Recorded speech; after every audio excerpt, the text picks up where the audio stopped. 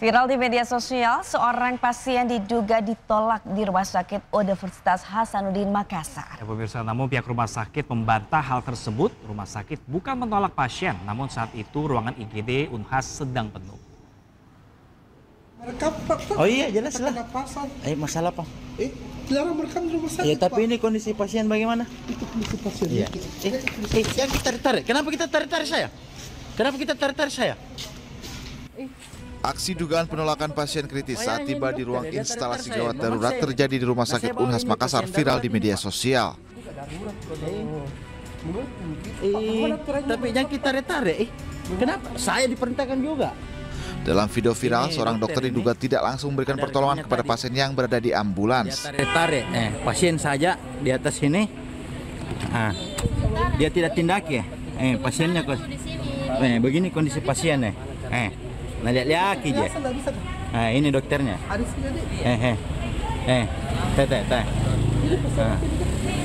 Tunjuk-tunjuk je. Namun pihak Rumah Sakit Unhas Makassar membantah adanya penolakan pasien kritis sesuai dengan video yang viral di media sosial. Pihak rumah sakit menyebut tidak pernah menolak pasien, namun saat itu ruang IGD sedang penuh. Dokter pun melakukan perawatan saat pasien di ambulans. Waktu itu dokter kami itu ingin mengajak si pembuat video itu untuk melihat bahwa lihat di dalam itu ada 2 orang yang sementara antri untuk masuk ke dalam gitu. Untuk menunjukkan bahwa ini memang tidak memungkinkan kita lakukan perawatan di dalam. Tapi bukan berarti bahwa ditolak. Perawatan dilakukan saat itu juga.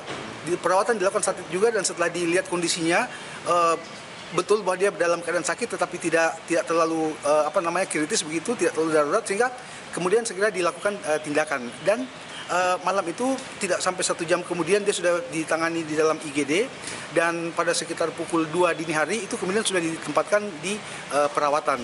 Oh begitu Pak. Merekam, Pak. Oh iya, jelas lah. Masalah apa? Dilarang merekam di rumah sakit. Ya, tapi ini kondisi pasien Pihak rumah sakit juga masih mencari pria yang diduga sengaja membuat video viral tersebut, sebab keluarga pasien yang ada dalam video tidak mengenal pria tersebut dan bukan sopir ambulans. Bayangnya ini dokter ya, dia tarik saya, memaksa ini. Dari Makassar, Sulawesi Selatan, Yoyo Yusfin, iNews melaporkan. Kita beralih ke informasi lain, pemirsa. Pemerintah Provinsi Jawa Barat menggagas program pembinaan bagi pelajar bermasalah dengan menempatkan di barak militer. Nah, pemirsa, program ini akan dilaksanakan pada 2 Mei hari ini, pemirsa, yang bertujuan membentuk disiplin, membenahi pola hidup serta membangun karakter anak yang sulit diatur di lingkungan rumah. Ya, ini siswa-siswa sudah masuk ke mobil resimen 1 Kostrad. Ya, mereka akan mengikuti pendidikan dan rata-rata mereka adalah tawuran, merokok, bahkan ada yang pakai narkoba. Pak Danmen, saya nitip anak-anak harapan bangsa ya. Siap, laksanakan. Ya, laksanakan. Mudah-mudahan kedepannya bisa masuk Akademi Angkatan Darat, Amin. Akademi Angkatan Udara, Amin. Akademi Angkatan Laut, Amin. Akademi Kepolisian, IPDN, mudah-mudahan jadi balagar. Maraknya kasus tawuran serta pelajar yang terlibat geng motor membuat pemerintah Provinsi Jawa Barat mengeluarkan aturan khusus untuk memiliterisasikan anak yang bermasalah. Program ini bertujuan membentuk karakter disiplin dan tanggung jawab. Peserta akan mengikuti pendidikan khusus di bawah pengawasan TNI Polri selama 1 tahun, sementara status sekolahnya tetap terdaftar di SMP atau SMA asal dengan kelas khusus. Selain kenakalan anak tawuran dan geng motor, anak yang kecanduan game online dan sudah mengarah ke aktivitas kriminal pun harus diikutsertakan dalam program ini.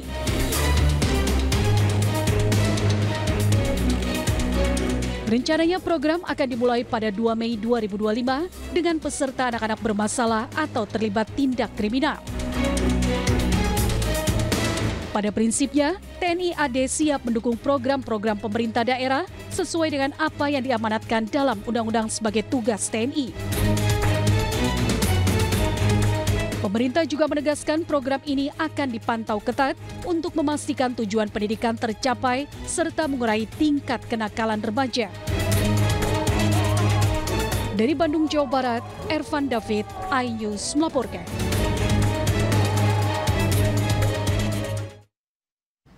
Kalau menurut kamu bagaimana, Pram? Setuju banget nih, karena banyak sekali kejadian pemirsa anak-anak nakal di luar sana makin marak terjadi, bahkan tawuran makin jadi-jadi. Ya apalagi apa boleh buat, kita harus tiru dari luar negeri ini, pendidikan seperti ini untuk diawasi sebagai militer karena untuk pengembangan diri juga, untuk biar bersikap disiplin juga, biar anak-anak gak nakal lagi di luar sana. Asalkan setelah lulus nih dari sekolah Wamil, jangan justru semakin nakal ya, jadi digunakan ilmunya untuk lebih semakin nakal lagi. Tapi kalau lihat dari video dari Demul tadi ya, udah banyak ternyata anak-anak ya yang udah masuk dari barak ini ya. Karena izinnya pemirsa ini kalau untuk dimasuk ke sistem tersebut harus ada izin dari orang tua juga. Betul. Nah, orang tua juga harus ikutan juga nih, harus mendukung juga program tersebut. Jangan memanjakan anaknya yang nakal-nakal. Betul, kita ke informasi lain pemirsa. Pemda Purwakarta, Jawa Barat bekerja sama dengan TNI Resimen Armet 1 guna melakukan pembinaan karakter pelajar bermasalah. Nah pemirsa, ini pada gelombang pertama ini pemirsa, ini ada 39 pelajar mengikuti pembinaan selama 14 hari.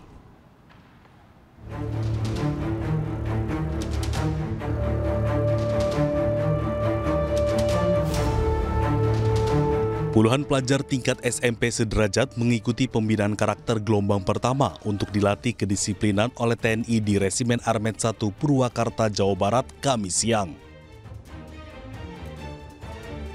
Para pelajar bermasalah menjalani tes kesehatan. Pemerintah akan melibatkan peran aktif dari TNI dan Polri. Bahkan 30 hingga 40 barak ruang makan dan ruang belajar disiapkan untuk mendukung keberhasilan program ini. Selain itu, sejumlah materi pembinaan akan diberikan dengan berkolaborasi dengan berbagai unsur.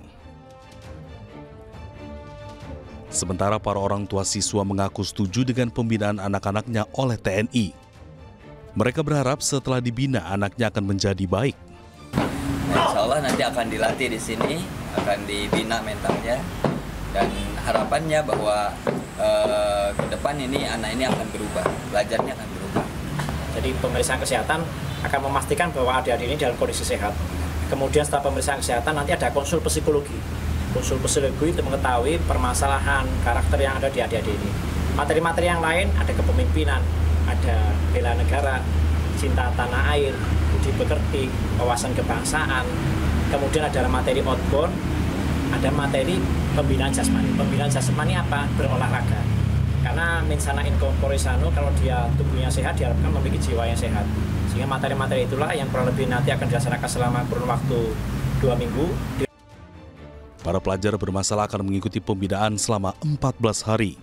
Sedangkan sasaran utama dari program ini yakni siswa yang mengalami kesulitan saat dibina oleh sekolah atau mereka yang terlibat dalam pergaulan bebas dan tindakan kriminal. Dari Purwakarta, Jawa Barat, Irwan Aijus melaporkan. Ya, pemirsa, pembinaan karakter pelajar bermasalah pada gelombang pertama diikuti sebanyak 39 pelajar selama 14 hari untuk melatih kedisiplinan oleh TNI di Resimen Armet 1 Purwakarta, Jawa Barat. Dan berikut kita simak cuplikan dialog bersama Kadisdik Purwakarta Purwanto, Ketua Lembaga Perlindungan Anak Indonesia, Seto Mulyadi, serta orang tua salah satu siswa peserta barak militer dalam program Anyusro. Jadi dalam penanganannya kegiatan ini dilakukan bersama, kita juga standby di situ, dari Dinas Kesehatan, dari Dinas Sosial P3A juga ada di situ. Kemudian kita dalam pelaksanaannya juga tetap anak-anak tersebut mendapatkan pelajaran dari sekolah. Kita ingin membiasakan anak-anak itu dengan pola hidup yang terbiasa dengan hal-hal positif, mulai dari bangun tidur sampai tidur lagi. Ini adalah upaya kita untuk menguatkan karakter anak-anak kita dengan karakter-karakter yang positif. Nah, ini dilakukan secara kolaboratif dengan materi-materi yang di situ banyak kita berpikir banyak bermanfaat untuk anak-anak, mulai dari pelajaran, kemudian olahraga, kemudian kerohanian, kemudian outbound dan lain sebagainya. Jadi ini tetap adalah anak. Jadi mohon tidak dengan cara-cara militer. Artinya prinsipnya kedisiplinannya boleh itu diambil, jadi tetap harus ramah anak. atau layak anak istilahnya. Ini yang selalu dikampanyekan juga oleh Kementerian Pemberdayaan Perempuan dan Perlindungan Anak, bahwa apakah itu di sekolah, apa di masyarakat, di kota, makanya ada kabupaten kota layak anak dan sebagainya, maka pendidikan juga harus layak anak. Jadi demi kepentingan terbaik bagi anak, makanya sangat apresiasi bahwa ini juga ada pendampingan guru BK, ada psikolog dan sebagainya, supaya masalah kejiwaan anak juga tetap terpantau. Ini adalah hak tumbuh dan berkembang bagi anak-anak. Jadi bahkan kami kalau diizinkan, mungkin melalui Bapak Purwanto, kami dari LPAI juga ingin meninjau keadaan itu di sana, sehingga betul-betul semua optimal sesuai dengan tadi adalah demi membangun karakter profil pelajar Pancasila tadi.